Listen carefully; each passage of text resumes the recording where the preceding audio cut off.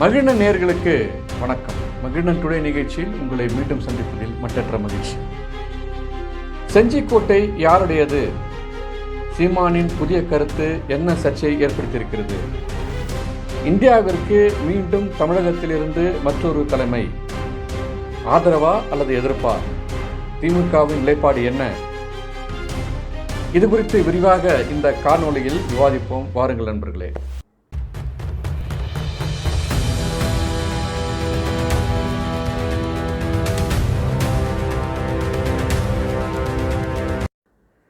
மிகவும் புகழ்பெற்ற செஞ்சிக்கோட்டை தற்போது யாருடைய பெயரால் இந்த கோட்டை அழைக்கப்பட வேண்டும் என்ற புது சர்ச்சையோடு மீண்டும் அந்த கோட்டையினுடைய பெயர் தமிழக அளவில் மிகப்பெரிய சர்ச்சையை கிளப்பியிருப்பதை நாம் பார்க்கின்றோம். 2 நாட்களுக்கு முன்பாக, அதாவது சென்ற ஞாயிற்றுக்கிழமை, திரு சீமான் அவர்கள் அந்த பகுதியில் போடப்பட்ட ஒரு பொதுக்கூட்டத்தில் அந்த கோட்டையினுடைய, அதாவது செஞ்சி கோட்டையினுடைய பெயர் கோனேரிக்கோன் கோட்டை என்று பெயரிட வேண்டும் என்ற தலைப்போடு ஒரு மாபெரும் கூட்டத்தை ஏற்பாடு செய்து பேசியிருந்தார். அந்த கூட்டத்தில் ஒரு சிறு சலசலப்பும் ஏற்பட்டது. அது என்ன என்பது அது வேறு ஒரு களத்தில் நாம் விவாதிப்போம். அந்த கூட்டம் எதற்கு என்று பார்க்கும்போது, அந்த கூட்டத்தினுடைய பெயர் காலங்காலமாக அந்த பகுதி மக்களால் அல்லது தமிழகத்தினுடைய வரலாற்றின் அடிப்படையிலும் கூட அந்த கோட்டைக்கான பெயர் என்பது செஞ்சிக்கோட்டை என்பதாகும். காரணம், அந்த கோட்டையை ஆண்டு அல்லது கோட்டையை கட்டி அனுபவித்து ஆட்சி புரிந்த மன்னன், அந்த பகுதியினுடைய காடவ மன்னன் கோப்பெருஞ்சிங்கன் என்பது போல காடவ மன்னன் செஞ்சியர்கோன் அந்த கோட்டையை ஆண்டு ஆட்சி செய்தார் என்பதுதான் அதனுடைய அடிப்படை வரலாறு. செஞ்சியர்கோன் ஏன் இங்கே நம்ம சொல்கிறோம் அப்படின்னா, திருவண்ணாமலையை கட்டி ஆண்ட மன்னன் பேரும் அந்த வழியில் வந்த வன்னியர்களுடைய பரம்பரையை, வன்னியர்களுடைய அந்த தொடரில் வந்த மாமன்னன் என்பதற்காகவே இந்த செய்தியை நாம் சொல்ல வேண்டியிருக்கிறது. காடவ மன்னன் செஞ்சியர்கோன் அவருடைய புகழுக்கு மேலும் ஒரு செய்தி என்னவென்று சொன்னால், 3ஆம் ராஜராஜ சோழனை, இந்த சோழ பரம்பரையில் வந்த 3ஆம் ராஜராஜ சோழனையே சிறைப்பிடித்த வரலாற்றுக்கு சொந்தக்காரர்கள் அந்த கோப்பெருன் செஞ்சியர் கோன் பரம்பரையை சார்ந்தவர்கள், காடவ மன்னன் பரம்பரையை சார்ந்தவர்கள் அப்படின்றது நம்முடைய வரலாற்று செய்தி. அதாவது காடவ மன்னன் வரலாறுகளில் இதுவும் ஒன்று. கோப்பெருஞ்சிங்கன் சிலை குறிப்பாக திருவண்ணாமலை சிவன் கோயிலிலும், அதே போல் சிதம்பரத்தில் உள்ள நடராஜர் பெருமானார் சிதம்பரம் கோயிலிலும் அவருக்கான சிலைகள் அமைக்கப்பட்டு வழிபாட்டு செய்யப்பட்டு வருகிறது என்பது எல்லாம் நாம் இப்பொழுதும் நேரடியாக பார்க்கக்கூடிய சாட்சிகளாக இருக்கின்றன. இப்படி ஒரு மிகப்பெரிய வரலாற்று செய்திகளுக்கும் கல்வெட்டு துணையோடு ஆய்வுகளுக்கும் உட்பட்ட இந்த வரலாற்று பெயர் தற்பொழுது ஏன் சர்ச்சையாக மாறி இருக்கிறது என்று சொன்னால், யுனெஸ்கோ நிறுவனம் கிட்டத்தட்ட ஒரு 10 மலைக்கோட்டைகளை அந்த ஒரு நினைவு சின்னமாக அது அறிவித்திருக்கிறது. பெயர் பெற்ற புகழ்பெற்ற போற்றலுக்குரிய கோட்டைகளாக அவர்கள் அறிவித்திருக்கிறார்கள். அதில் ஒன்று செஞ்சிக்கோட்டை. செஞ்சிக்கோட்டை என்பது வழி வழியாக தமிழனுடைய மரபியல் சார்ந்த வரலாற்று புனைவுகளுள் மிகவும் குறிப்பிடத்தகுந்த ஒரு இடம். புனைவு என்பதை விட வரலாற்றுக்கு சான்றாக இன்றும் நிமிர்ந்து நிற்கக்கூடிய ஒரு கோட்டை நம்ம செஞ்சி கோட்டை. அந்த மக்களால் அவர்களுடைய ஒரு வார்த்தை சொல்வார்கள் இல்லையா, ரத்தமும் சதையும் கலந்து இருக்கக்கூடிய ஒரு செய்தி என்பதை போல செஞ்சிக்கோட்டை அந்த மக்களால் போற்றுதலுக்குரிய கோட்டையாக இன்றும் பின்பற்றப்படுகிறது. அந்த கோட்டை வன்னியர்களுக்கான கோட்டை. அதுவும் குறிப்பாக காடவ மன்னன் செஞ்சியர்கோன் அவர் கட்டிய கோட்டை என்பது அங்கு உள்ள பகுதியில் உள்ள அனைத்து மக்களுக்கும் தெரிந்த ஒன்று. ஆனால் திடீரென இடைச்சொருகளாக கோனேரிக்கோன் கோட்டை என்று அறிவிக்க வேண்டும் என்று நாம் தமிழர் கட்சியினுடைய தலைவர் சீமான் அவர்கள் ஒரு பொதுக்கூட்டத்தை கூட்டி அவரை எப்படி அறிவிக்கணும், அப்படி அறிவிக்கலைன்னா வழக்கம் போல் அவர் சொல்லுவார்ல, நான் மட்டும் ஆட்சிக்கு வந்தால் இந்த மண் என் கையில் சிக்குச்சுனா அப்படின்னு சொல்லுவார். அதே மாதிரி இப்போவும் என்ன சொல்கிறாருன்னா, நீங்கள் பண்ணுங்கள், இல்லைனா நான் வந்தால் நான் என்ன பண்ணுவேன், ஒரு பெரிய நுழைவாயில் போட்டு 2 பேர் அங்கே வேலைக்கு அமர்த்தி அவங்க கையில் பெரிய துப்பாக்கி குத்து எவனா வந்து கேட்டானா சுட்டு தூக்குடா அப்படின்னு நான் சொல்லுவேன் அப்படின்னு அவர் சொல்லியிருக்காரு.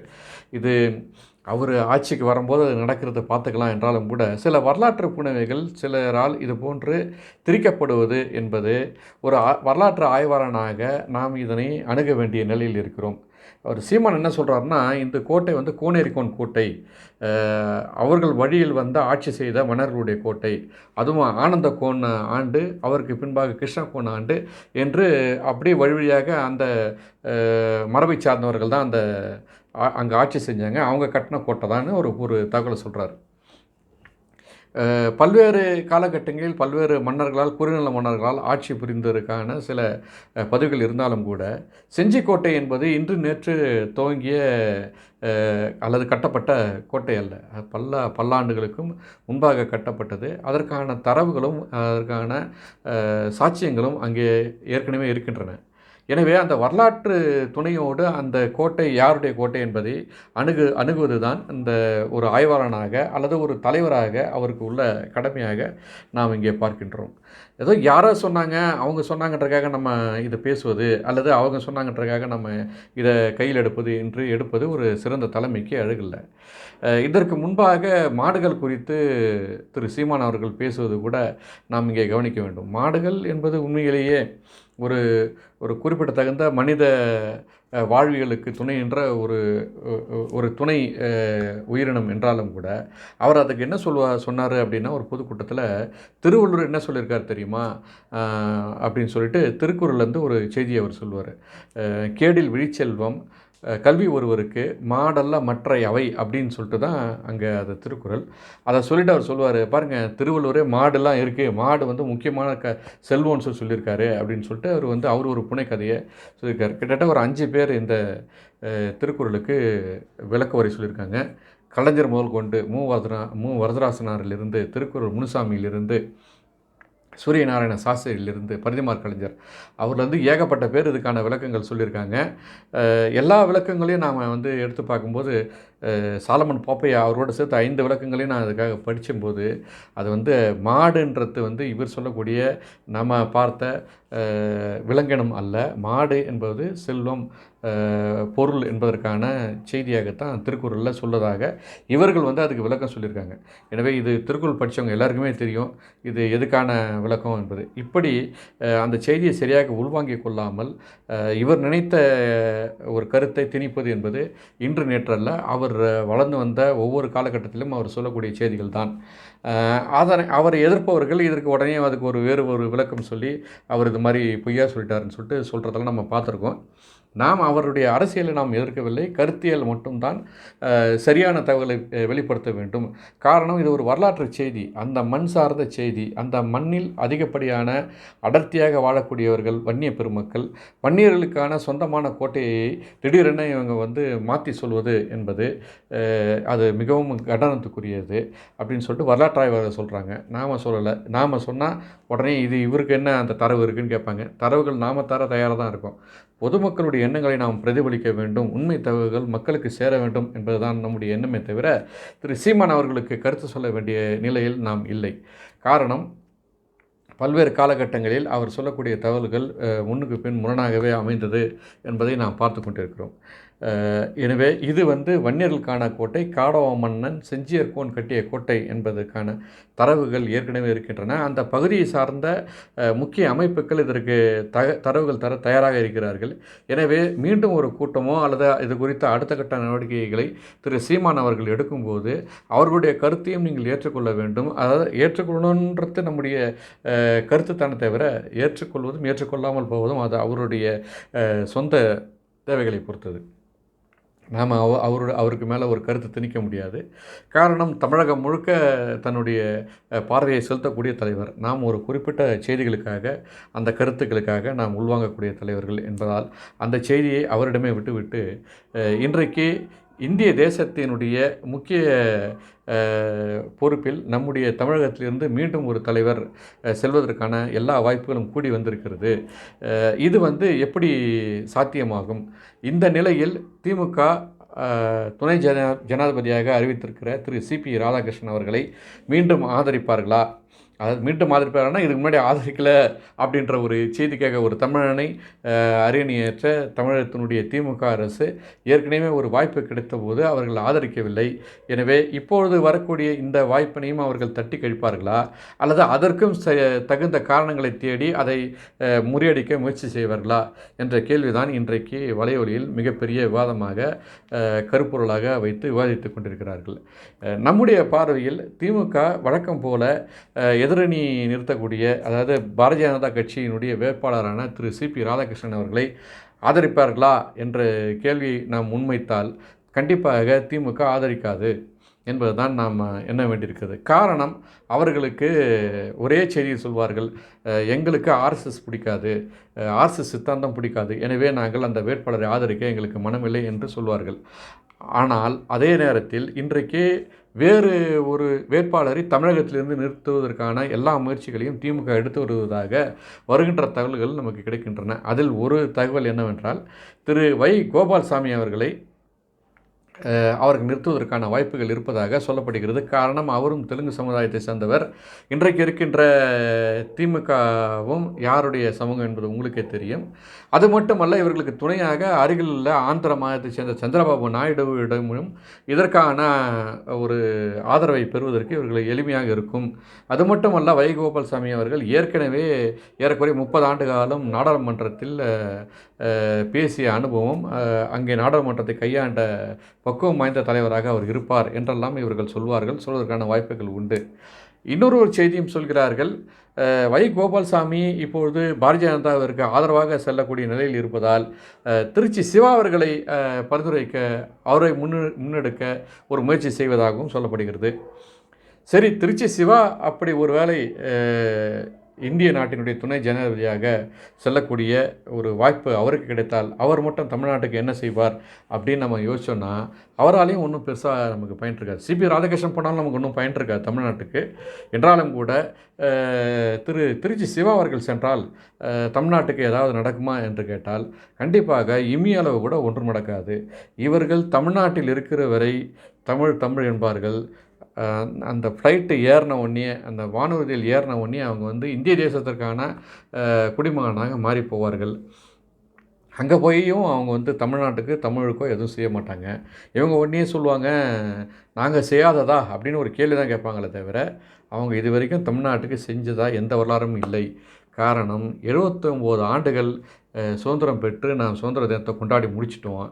இந்த 79 ஆண்டுகள் கடந்த பின்னும் கூட இன்னும் கூட தமிழ்நாட்டினுடைய அரசு அலுவலகங்களில் தமிழில் படித்தவர்களுக்கான வேலை வாய்ப்புக்கு இந்த திமுக அரசு ஏதாவது செய்திருக்கிறதா என்று சொன்னால் இமியளவு கூட செய்யவில்லை என்பதுதான் உண்மை. அதுவும் குறிப்பாக இந்த 4 ஆண்டுகளில் திரு முதல்வர் மு.க. ஸ்டாலின் அவர்கள் தமிழுக்காக ஒரு துளி அளவு கூட எதுவும் செய்யவில்லை என்பதை அவருடைய செயல்பாடு, அவர்கள் அந்த அரசனுடைய வெளியிட்டு இருக்கக்கூடிய செய்திகள் நமக்கு தெரிவிக்கின்றன. நாம் எதுவும் புதுசாலாம் போய் தேடி இதுக்காக அவங்கக்கிட்ட போய் எதுவும் நம்ம சொல்ல தேவையில்லை. அதை அவங்களுடைய பார்வைக்கே விட்டு விடுகிறோம்.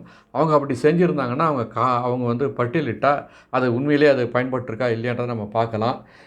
காரணம், பல முறை ஆட்சிக்கு வந்த இந்த திமுக அவனுடைய அரசு என்பது தமிழுக்கோ தமிழ்நாட்டினுடைய வளர்ச்சிக்கோ இன்றைக்கு வரைக்கும் கூட எந்த ஒரு செயல்களையும் அவர்களால் செய்ய முடியவில்லை. மேலும் குறிப்பாக கண்ணகியுடைய கோயிலுக்கு செல்லனா கூட கேரளா அரசுக்கிட்டே இவங்க மனு கொடுத்து தான் போகக்கூடிய நிலைமையில் இருக்காங்க. கல்வியில் தமிழில் படித்தவர்களுக்கு முழுமையான வேலைவாய்ப்புன்னு சொல்கிறதுக்கு இவங்களுக்கு தைரியம் இல்லை. தமிழ்நாட்டின் தெருக்களில் தமிழ்தான் இல்லை என்று பாரதிதாசன் சொன்னதை போல இன்றைக்கு கூட தமிழ்நாட்டின் தெருக்களில் தமிழ் இல்லை. அதுவும் குறிப்பாக ஆளுகின்ற திமுகவுடைய தலைமை அலுவலகமான அறிவாலயம் இருக்கக்கூடிய அந்த முதன்மை சாலை அண்ணா சாலைன்னு இருக்க அந்த அண்ணா சாலையினுடைய எல்லை 2 எல்லைக்கு நடுவில் இருக்கக்கூடிய அனைத்து கடைகளினுடைய பெயர் பலகையும் இன்று வரை தமிழில் முழுமையாக இல்லை. இதை பேருக்கு வச்சுருக்காங்க, அவ்வளோதான். இது நாங்கள் வச்சுருக்கோமேன்னு அவங்க சொன்னாங்கன்னா இதை விற்கிறதுக்கு உங்களுக்கு இத்தனை வருஷம் நம்ம கொடுக்க வேண்டிய தேவையில்லை. அவங்களுக்கு இந்த மாதிரியான ஒரு வாய்ப்பை திரு அன்புமணி சொல்லுவார் இல்லையா, எனக்கு மட்டும் ஒரு வாய்ப்பை கொடுங்க, எனக்கு ஒரு வாய்ப்பை கொடுத்து பாருங்கள், நான் மாற்றி காட்டுறேன் அப்படின்றாரு. இந்த மாதிரியான ஆர்வம் உள்ள தமிழ்நாட்டின் மீது நலன் உள்ள, தமிழ்நாட்டின் எதிர்காலத்தை மையப்படுத்திய தலைவர்களுக்கு ஒரு வாய்ப்பு கிடைக்குமானால், திரு அன்புமணி போன்றவர்களுக்கு வாய்ப்பு கிடைக்குமானால் அவங்க அதை செய்வாங்க, செஞ்சுருக்காங்க. அவருக்கு கிடைத்த குறுகிய கால அந்த 5 ஆண்டு கால அந்த வரலாற்றில் அவர் செஞ்சது தான் பொதுவெளியில் புகைப்பிடித்தலை தடை செய்தது. உணவு பண்டங்களில் அந்த அது ஒரு முத்திரை ஒன்று கொடுப்பாங்க. இந்திய தரக்கட்டுப்பாடு, உணவு தரக்கட்டுப்பாடுக்கான உத்தரவாதம் சொல்லிட்டு ஒன்று கொடுப்பாங்க.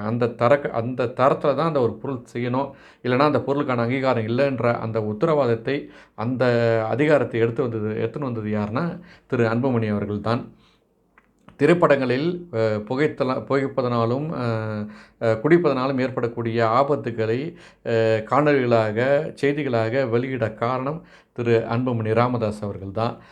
குளிர்பானங்களில் அதிகப்படியான உயிர்கொல்லி நச்சுக்களில் கலவையை குறைக்க சொல்லி ஆணையிட்டதும் இதே அன்புமணி தான். இன்றைக்கு இந்தியாவில் போலியோவை ஒழித்த மிகப்பெரிய ஒரு வரலாற்று சாதனைக்கு சொந்தக்காரர் அன்புமணி ராமதாஸ் தான். இப்படி பல செய்திகளுக்கு சொந்தக்காரர், 108 நான் சொல்லவே தேவையில்லை. இப்படி பல வெற்றி செய்திகளுக்கு சொந்தக்காரர் அன்புமணி ராமதாஸ். அவருக்கு கிடைச்சது வெறும் 5 வருஷம்தான். அந்த குறுகிய கால 5 ஆண்டுகளில், வெறும் 5 ஆண்டுகளில் அவருக்கு இவ்வளோ பெரிய சாதனை செய்ய முடிஞ்சதுன்னா, இந்த 79 ஆண்டு காலத்தில் உங்களுக்கு வழங்கப்பட்ட வாய்ப்புகள் என்பது ஏறக்குறைய 25 ஆண்டுகளுக்கு மேலாக நீங்கள் ஆட்சி செய்திருக்கிறீர்கள். நீங்களும் சரி, உங்கள் அப்பாவும் சரி. இவ்வளவு காலம் ஆட்சி செய்தும் கூட உங்களால் தமிழுக்காக எதுவுமே செய்ய முடியவில்லை. எனவே இவர்களுடைய முகத்திரையை கிழிக்கக்கூடிய ஒரு செயலைத்தான் சீமான் அவர்கள் ஒவ்வொரு மேடைதோறும் ஏறி பேசிகிட்டு இருக்காரு. எனக்கு ஒரு வாய்ப்பு கொடுங்கன்னு அவர் கேட்குறதுக்கு காரணமாக தான். என்கிட்ட இந்த நிலம் சிக்கிச்சுன்னா அப்படின்னு சொல்கிறாரு. அதுக்கான காரணம் அதுதான். வாய்ப்பை தேடி அலையக்கூடிய திறமையாளர்கள் தமிழ்நாட்டில் நிறைய பேர் இருக்காங்க. ஆனால் அவங்களுக்கெல்லாம் கிடைக்காம திராவிட அரசின் சுற்றின்னு இருக்கு. இந்த அரசு திராவிட அரசுன்னு சொல்லக்கூடிய இவர்களால் தமிழ்நாட்டுக்கு எந்த நலனும் ஏற்பட போவதில்லை. திருச்சி சிவா நாளைக்கு அங்கே போனாலும் அங்கே போயிட்டு நான் தமிழனாக வந்தேன் அப்படின்னு அவர் சொல்ல மாட்டார். நான் ஒரு திராவிடத்தினுடைய பிரதியாக இந்த இந்திய திருநாட்டை அலங்கரிக்க வந்திருக்கேன்ற வார்த்தை தான் சொல்லுவார் தவிர, நான் தமிழ்நாட்டின் பிரதிநிதி, தமிழ்நாட்டினுடைய குடிமகன் அவர் சொல்ல மாட்டார். ஆனால் அந்த வாய்ப்பு போடும்போது, மனு போடும்போது நான் தமிழ்நாட்டினுடைய பிரதிநிதின்னு வருவாரே தவிர, ஆட்சி ஏறின பிறகு அவர் சொல்லக்கூடிய வார்த்தை, நான் இந்திய திருநாட்டினுடைய துணை ஜனாதிபதியாக இருக்கின்றேன், நான் திராவிடத்தினுடைய பிரதிநிதி என்று தான் சொல்லி பெருமைப்படுவார்களே தவிர, தமிழனுடைய பாரம்பரியத்திலிருந்து வந்தவன் என்று சொல்லப்போவதில்லை. வைகோவே போனாலும் அவரும் சொல்லப்போவதில்லை. திரு சிபி ராதாகிருஷ்ணன் போனாலும் அவர் தான் சொல்லுவாரான்னு கேட்டிங்கன்னா அவரும் சொல்ல போவதில்லை. ஆனால் சிபி ராதாகிருஷ்ணன் ஒரு வேளை வெற்றி பெறும் பட்சத்தில் அவரால் நமக்கு என்ன நடக்கும் அப்படின்னு கேட்டிங்கன்னா, கண்டிப்பாக அவர் ஒரு நடுவில் பிரதிபா பாட்டீல்னு ஒரு ஜனாதிபதி இருந்தாங்க. அந்த அம்மா அவங்களுடைய பதவி காலம் முடிச்சுட்டு போகும்போது, அவங்க வீட்டுக்கு போகும்போது லாரியாக அவங்க சேகரித்து வச்சா அவங்களுக்கான பரிசுகள், பொருட்கள்லாம் அவங்க வீட்டுக்கு எடுத்துன்னு போனதாக சொன்னாங்க. ஆனால் அதே தமிழ்நாட்டில் இருந்து போன அப்துல் கலாம் அவர்கள் திரும்ப அவருடைய பதவி முடித்து வீட்டுக்கு வரும்போது 4 சூட்கேஸோ இல்லை ஒரு சூட்கேஸோ 4 ட்ரெஸ்ஸோ நம்ம தான் எடுத்துன்னு வந்ததாக ஒரு செய்தி இருக்குது. அது உண்மையும் கூட. இப்படி இந்த மாதிரி ஒரு எளிமை, அப்துல் கலாம் போன்ற ஒரு எளிமையான வாழக்கூடியவர் தான் சிபி ராதாகிருஷ்ணன். காரணம், அவர் ஒன்றும் கல்யாணம் பண்ணி மனைவி, துணைவி, இணைவின்லாம் அவர் வச்சுக்கல. முழு ஆர்எஸ்எஸ்காரர். தெய்வீகத்தையும் தேசத்தையும் இரு கண்களாக பார்க்கிறேன் என்று சொன்ன தேவர் மாதிரி அவரும் இன்றைக்கும் ஒரு சுய கட்டுப்பாடோடு இருக்கக்கூடிய ஒரு நல்ல மனிதர். அவரெல்லாம் அப்படி வரக்கூடிய பட்சத்தில் தவறான எந்த ஒரு நடவடிக்கையும் எடுத்துட மாட்டார். இந்திய தேசத்தினுடைய நன்மைக்காகவே எடுப்பார். அப்படின்னா வைகோ தவறான நடவடிக்கை எடுத்துருவாரா அப்படின்னு கேட்டால், வைகோ நின்னா காங்கிரஸை ஆதரிக்காதுன்றது தான் உண்மை. காரணம், அன்றைக்கு காங்கிரஸினுடைய தலைவர் ராஜீவ்காந்தி கொல்லப்படும் போது அந்த நிலையில் வைகோ யாரெல்லாம் ஆதரிச்சாருன்றத காங்கிரஸுக்கு நினைவில்லாமையாக போயிடும்.